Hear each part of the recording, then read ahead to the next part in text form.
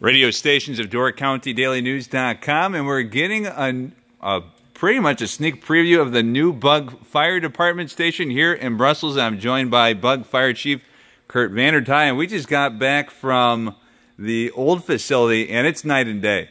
Yeah, it's completely different. As you'll see, this is a much cleaner facility with our exhaust systems, and the more space, the more resources, more everything as far as being able to utilize the facility in a safe environment as well as for training opportunities.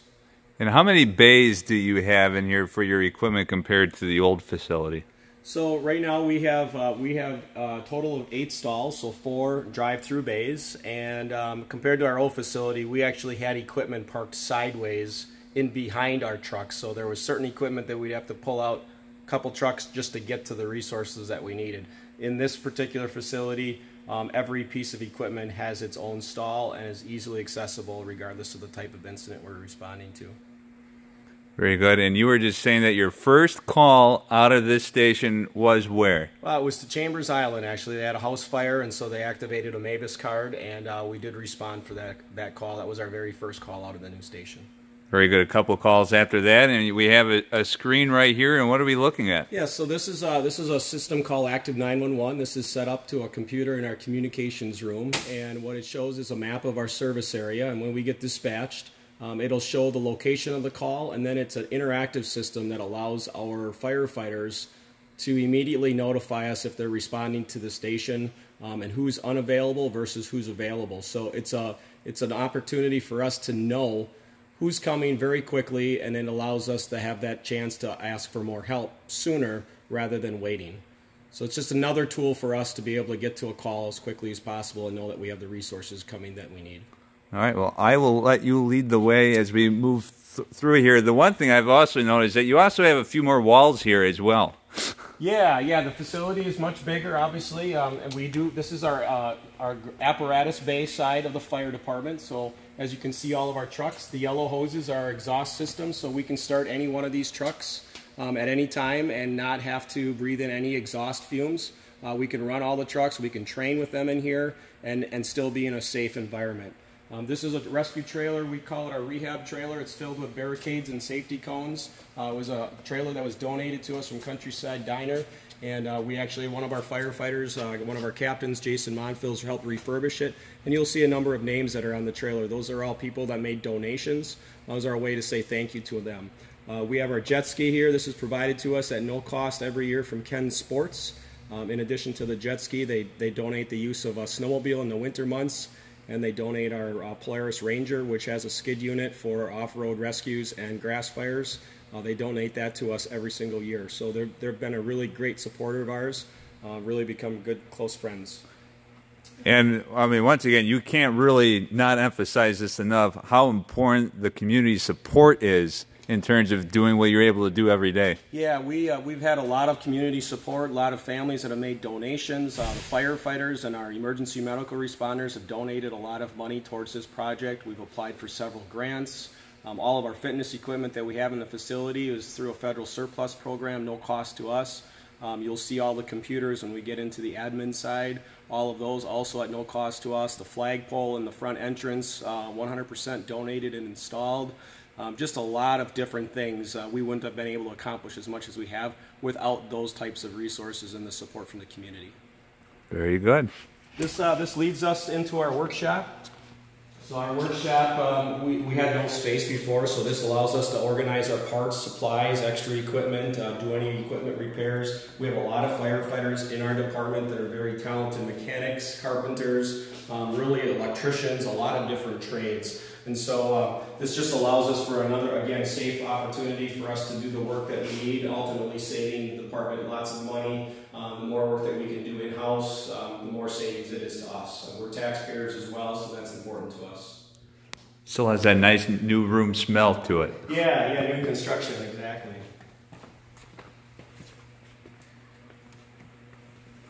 The next room is our storage room on our admin side, or I'm sorry, on our apparatus bay side. So this is all of our extra supplies for our firefighters. And why this is important is because in our old station, as you saw, everything was exposed to the exhaust fumes, the dampness, everything.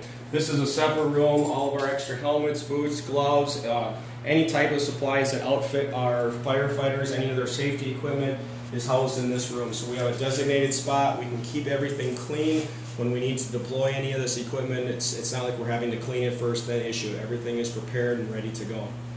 So all of our pagers, extra equipment, anything that we need for firefighters are in this room.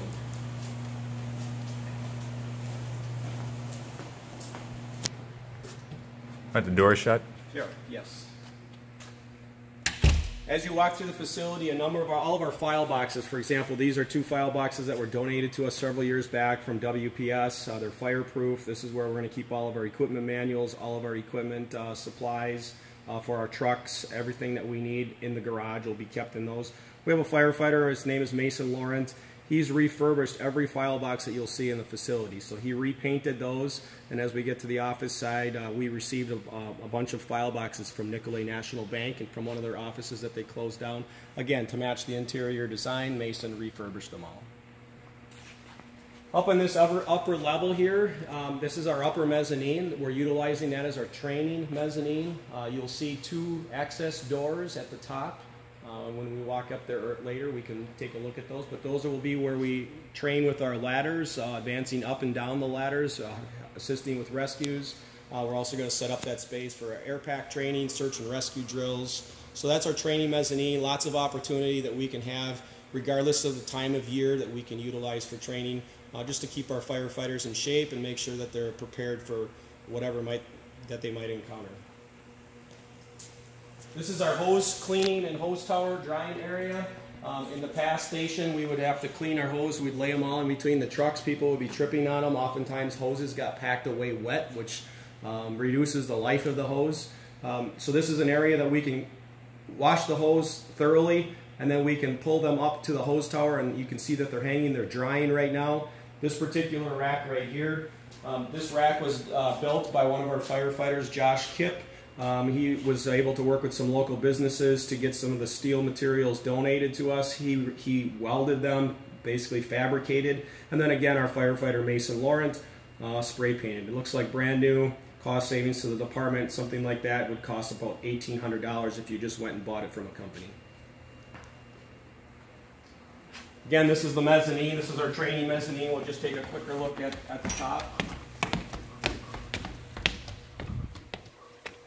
This will all be training space. You can see the top of our hose tower where the hoses are actually hanging from.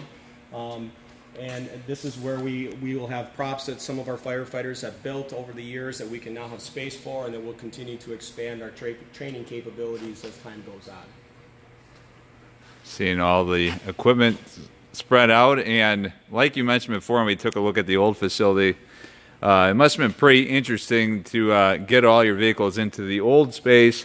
Now you have a little bit more room to move around and operate for sure. Yeah, in the old station, I mean, literally you would open truck doors and bang the truck next to you if you weren't careful. And this allows the space on the outside so that we can open up the compartments, work on equipment, maintain equipment. We can actually open the truck doors now and actually not damage the trucks in doing so. So just the space alone around the trucks, behind, front, on the sides, is also equally important just because it makes us, again, more efficient in accessing the equipment that we need, especially when it comes to a maintenance standpoint. And training-wise, it looked like you would have to pull everything out to have a meeting there or something like that. Now, probably not necessarily the case. Yeah, exactly. In the old station, you know, whether it was 20 below zero or if it was 80 degrees outside, we had to pull a truck out just to have chairs and tables set up so that we could host a meeting. Not to mention the fact, as you saw in the old station, there's black soot literally all over the building, anywhere you touch your finger. So, you know, the long-term effects of that is really what people have to understand. We don't recognize it. We're there breathing that stuff every single day for all these years. And there's studies out there all the time talking about those are the long-term effects why firefighters are getting cancer. It's not just fighting fires, but it's the environments that they've been working in all those years as well. This gives a much healthier environment for us to be in. If you look straight across, that's our other second mezzanine, and you'll see in the far left side, that's where our fitness equipment is set up. So all that equipment's been donated either through a federal surplus program or through a couple of family donations in the area. The rest of the mezzanine at this point will be opportunities for us to expand and grow into. There's nothing specifically planned. If we need to utilize it long term for more storage, it just allows us that future planning. Yeah, it looks like you, once again, we were talking before, just to have the opportunity to have people spend a little bit more time here, feel welcome here, feel like they can spend time here. And you have looks like across the way there, you have some donated equipment to allow people to get a quick workout while they're here as well. Yeah, I mean, not just in the fire service, but everywhere across the country, there's a big focus on fitness. And, you know, one of the leading causes of death for firefighters and any emergency personnel are heart attacks. So if we can give our people opportunities to stay better fit and make sure that they try to promote healthier lifestyles, again, even if we get a dozen people, we have 50 members, even if we get a dozen people to actively participate in the program, it's a dozen more than what we have today. And not only that, when we get people on the scene, we want them to be able to safely perform the physical demands that are put on them in that incident. And this opportunity helps them prepare for that. Well, very good. Well, we'll continue the tour here as well. And Curt, as we move along, since this is a preview, you're going to have the open house coming up next weekend already. Yeah, so the open house is Sunday, June 24th. It's scheduled from noon until 3 o'clock. At 12:30, we do have a special ceremony that's going to be taking place. So we have some Honor Guard members that will be presenting and posting the flags. We'll have some people here singing the national anthem from our local church. And we'll say a few words. We certainly just want to say thank you to the community and to everybody that really actively participated in the process. Those that supported the project, those that had questions about the project. We really just encourage everybody to come out, have a chance to take a look at what they have and what we've been able to accomplish by everybody working together. Yeah, because this is the end result of that referendum that you've worked really hard to pass. And yeah. And I mean, I think before our tour at the other place would have ended by now, but we still have plenty of more facility to take a look at. We're just getting started. Again, this is our utility room. Again, it's a supply room for all of our cleaning equipment. Again, maintaining the building. We have some firefighters. Mark DeKaiser's one of our captains, helped organize this room. And so again, it's all about becoming more efficient for us, being able to do our jobs. All of our volunteers donate a lot of time, so we want to make sure that we can set the facility up so that it's user friendly and that we can get the job done that we need to in as efficient time as we possibly can. And that includes maintaining the building as well. This is our locker room. As you can see, remember from our old station, all of our gear was behind our trucks. So every time the ambulance started, the exhaust fumes were blowing on that gear, any of that gear that was sitting there. So this is a separate room. It's ventilated. We have ceiling fans in here. People can wash their gear. It can adequately dry versus in the past we didn't have anywhere really to do that. And again, it's right off of our apparatus base, so it's quick response. Firefighters are in the door immediately in the locker room and to the trucks. So very close proximity for that purpose. This area right here is our bathroom on the apparatus side, on the garage side. And then of course we have our laundry, our washer and dryer. And then this is an equipment wash off area. So any of our equipment that would become contaminated, this is an opportunity for people to clean it, to get that off and then put it directly into the wash machine.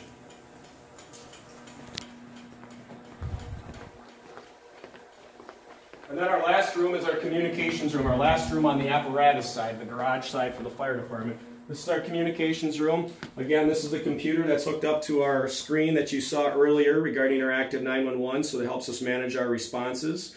This is the room that our firefighters come to complete reports after each call. We are required to complete reports and file them with the state. We've tried to become more efficient in here as well by creating mailbox slots for all of our staff so that as we provide communication, documentation, it's easily accessible to them and that we can constantly communicate. And then you can see the file boxes. These are just two examples in here. Again, donated by Nicolay National Bank and refurbished by one of our firefighters, Mason Laurent, and his whole family, as I understand. You'll see there's some throughout the facility. He had a lot of support and help from his family members as well. So that completes the apparatus, the fire side. Now we're going to enter onto our admin side. So this is where all of our offices and training facilities are. All right. So any of the artwork that you see in the facility is 100% donated by the firefighters, so no cost to the project. You'll see some older pictures as well as some new pictures, and we're hoping to get our next picture right here. We've been asked by the Wisconsin State Fire Journal to do a department profile, which is going to be conducted sometime here in August. So we're hoping to get some photos that we can hang on the walls from that as well. This is our row of offices. This is the chief office. This is where all of our personnel files will be maintained, so that's typically going to be locked. Then we have a firefighter office. Again, as you know from the old station, we had 0 office space whatsoever. We had a desk set up behind the fire truck and the ambulance. Again, everything is covered in exhaust fumes. This is a separate area now. So they can come in, and this is where they would do extra projects, work on guidelines, training, preparation, and then of course filing our reports with the state. Same goes for the emergency medical responders, our EMRs. They had no space. This is an opportunity for them, again, make themselves more efficient. They can prepare for their meetings. They can do whatever type of work that they have. It's not just responding to a call. There's activities, fundraising projects, things that go on all year long. Now they have a nice space that they can focus on preparing for that. This is then a small conference room. We have a large training room, which you'll see shortly. But this is a conference room. Again, we wanted to make the facility as user-friendly as possible and as diversified as we can. So if we have EMTs or emergency medical responders using the training facility, and we have to have a firefighter meeting, maybe it's a guidelines meeting, a training committee meeting, gives us the chance to have another space. This then leads us to the firefighter lounge and kitchen area. We talked earlier, we have a lot of young people in our department that have young kids. And a lot of times if they can't make a call or they can't make a meeting, it's because they had no child care.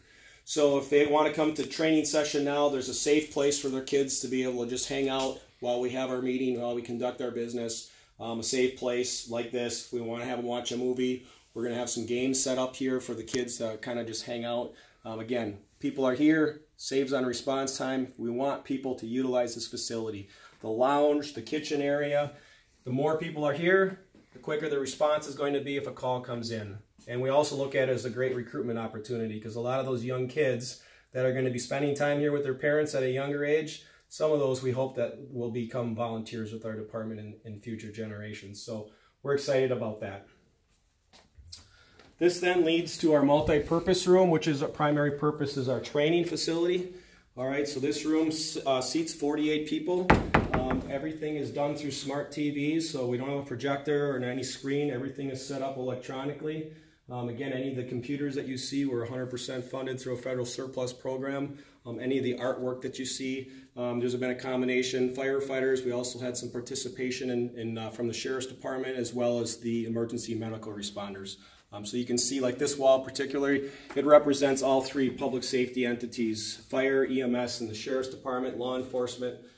It's important that people understand that there are people here from all 3 disciplines as we look at utilizing this public safety building.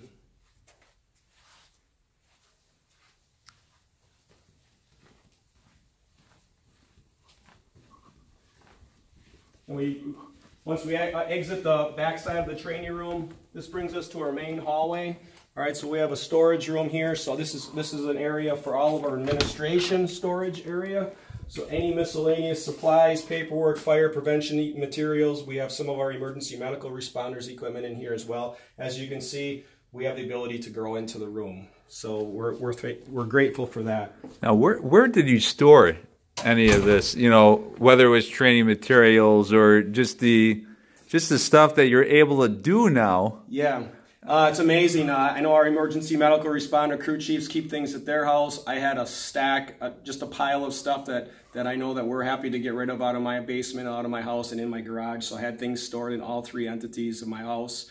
And then on top of our bathroom, every little nook and cranny we could think of, we put things in Rubbermaid tubs. And as you can imagine, as you saw the rest of the building, what those materials look like just because of the conditions, you know, exhaust system, you know, primarily the reason for it. So it's just much more spread out now and user-friendly and accessible when you need it, not trying to dig through piles of things. This is our main county entrance then. So as you know, the Sheriff's Department has an office here. So if they want to meet people locally, if they want to meet with a suspect, a victim, anyone that might have questions, if somebody says, you know, I really don't want to see anybody see a car in my yard, would you mind meeting me somewhere? Rather than driving to Sturgeon Bay and meeting at the Justice Center, they now have a designated place that they can meet at the South Station in Brussels. So again, utilizing this facility, keeping the Sheriff's Department deputies available in this area of Southern Door County and just making it more user-friendly for the public. This is a shared county office, so any other department, human services, soil and water, any other department within the county, if they need to meet someone locally, it gives them that opportunity now, especially even if it's whether it's young, old, elderly, just opportunities here in Southern Door County. These are some of my favorite pictures right here. You can see that there's a fire, EMS, and Sheriff's Department photo artwork, and every one of them is kids. We talked about earlier, that's our future generation. We have several generations of members, sons, fathers that are in the fire service in our department today. So we really do believe that that's a great recruitment retention tool. There is no silver bullet as far as a solve for everything, but that's an opportunity for us, and we want to engage that. That's why one of the things we started with Southern Door School Project and getting young people engaged sooner. This now we enter the county portion of the building. So this is the ambulance. All right, so they have 3 bedrooms. They have an EMT office, so this is where they'll complete all of their reports when they get in. They also have the men's and women's bathroom and shower, so they have the ability, these are living quarters now, so they have the ability to staff the ambulance. This leads then to their kitchen and lounge area. They're still setting up. They just started recently moving things over. So as you can see, they're in the process of getting things set up, but this is their kitchen and lounge area. Typically they're on call with a duty crew of 2. They do have expansion opportunities with having 2 stalls here, so at some point they may have as many as 4 people. So depending on what's going on, the normal process has been up until this point, people respond from their house. Now this gives them a chance to stay here if they so choose, if it's bad weather, storms, or if we have EMTs from outside of our immediate 5-minute area. Those people now have a place to come, staff the ambulance, and when the pager goes off, they can walk about 25 feet and be in the ambulance, so the response times will be quicker. And then this is their garage. Again, they're in the process of getting it set up, trying to get it organized and get ready for the move. So this is a 2-stall. They have 2 storage rooms. So they have greatly improved their storage capabilities as well. They have 1 room that's designated to be secured at all times, any drugs that they have that they carry on the ambulance for medical supplies, and then just for general supplies as well. So, and they also have a washer dryer in this area, which they didn't have before. So how much bigger is this facility compared to the old one? I know you're going to ask me that question, but I'll have to get back to you on that. So don't play that clip. Because it just certainly seems like it's certainly double, if not more. Yeah, I'll have to check, to be honest. It's the plans, as the process went through 2 referendums, the plans literally changed over 11 times. So we obviously failed the first referendum. We worked hard on the second referendum, making changes, listening to what the concerns were from the people, and trying to make those changes, making things smaller, reconfiguring things, just changing the way we could, whatever we could, I should say, to save money. So this is our janitor mechanical room. Again, we showed you on the garage side, the utility room for all the cleaning supplies. This is ultimately our room that we're going to be setting up to keep that. We have our IT room, so this is where all of our computer equipment, phones, TV lines, everything comes to this room. The county will have all their equipment in here as well. And then on the fire department side, we have our men's and women's bathroom and shower, again. And then again, it gives us opportunities to staff the station if we so choose. It's not a requirement at this point, but we believe that in the near future, daytime coverage is our biggest issue. It's not just isolated to us, it's isolated to every department in Door County and surrounding throughout the state and other states. Daytime coverage is difficult. We're running a volunteer department, everybody has full-time jobs. And so at some point we may have to have the ability to have people here during the day, a couple people, and having living quarters, not just now, whether it's 5 years down the road, 10 years down the road, or next year, gives us the opportunity to be able to provide that service, have a facility where we can even offer that as a solution. And then on the fire side, we do have 2 bedrooms.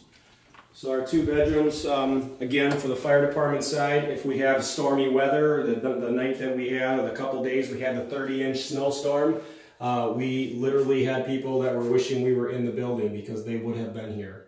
And I have no doubt about that. So I think these facilities or these rooms are going to be used sooner than what most people think, and at least it gives us that opportunity well into the future. Besides the city of Sturgeon Bay, I believe that we are the only department at this point that had the ability to have the living quarters and have the bedrooms. Again, we tried to build a building for a future opportunity. We wanted this facility to look at 30, 40, 50 years. Nobody can predict the future, but we had to build a building so that it didn't just meet our needs right now, but 5 years down the road, 10 years down the road, and so on. So well into the future. And this is just the hallway storage room. And of course our other bedroom, same concepts, everything's the same. Well, very good. Well, that looks like it's the entire facility. And Curt, we want to thank you so much for showing us around and once again give us those final details on your open house. Yes, the open house again is on Sunday, June 24th. It runs from noon until 3 with 12:30 having a special ceremony. Again, we'll have representatives here from Fire Department, EMS, and the Sheriff's Department. So we encourage everybody to come out. We'll have some light snacks, some refreshments, and just come out and talk to your neighbors, friends, and see what your support has accomplished for us. For the radio stations of DoorCountyDailyNews.com, I'm Tim Coles from Brussels.